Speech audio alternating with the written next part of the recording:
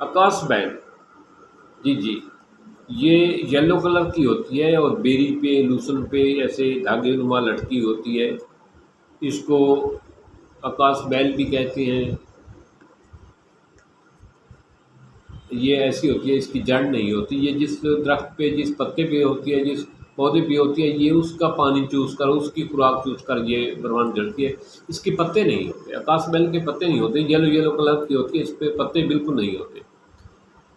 اس کو جلا کر تیل میں، سرسوں کے تیل میں یا تل کے تیل میں، وہ تیل جو ہے نا بہت مفید ہے. اس کو آکاش بیل دیکھیں، یہ یلو کلر کی ہوتی ہے. یہ بیری پہ ہوتی ہے، لوسن پہ ہوتی ہے، گھاس پہ ہوتی ہے.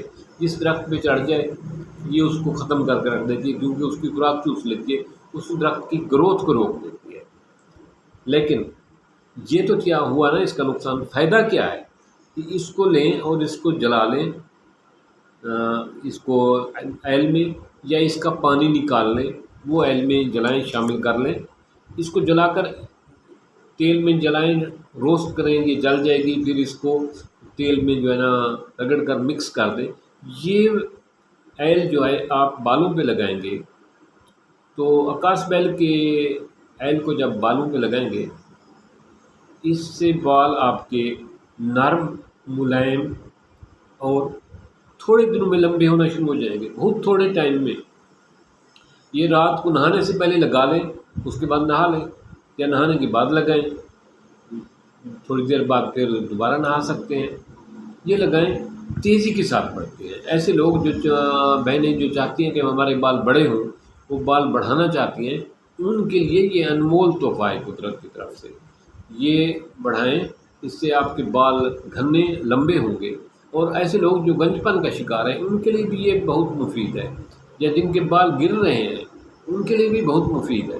اس سے بال گھنے ہوتے ہیں، مضبوط ہوتے ہیں اور زیادہ اگتے ہیں، اور گنج پن کا بہترین روک تھام ہوتی ہے.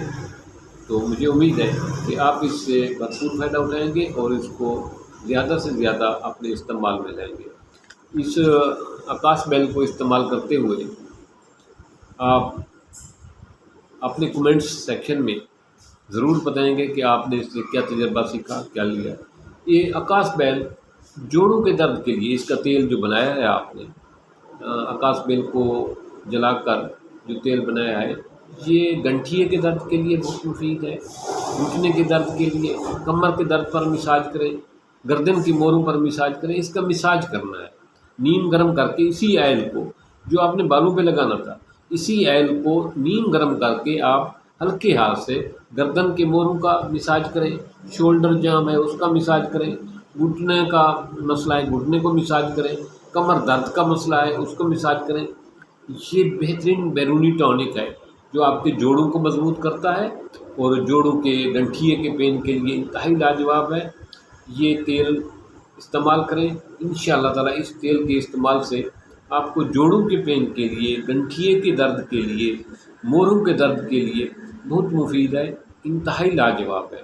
تو اس کو ضرور استعمال کرنا اور اس کا کمنٹ سیکشن میں بتانا کہ آپ کو اس سے کتنا فائدہ ہوا ہے اور آپ نے اس کو استعمال کیا ہے یا نہیں. میں ضرور آپ کے جواب کا منتظر رہوں گا.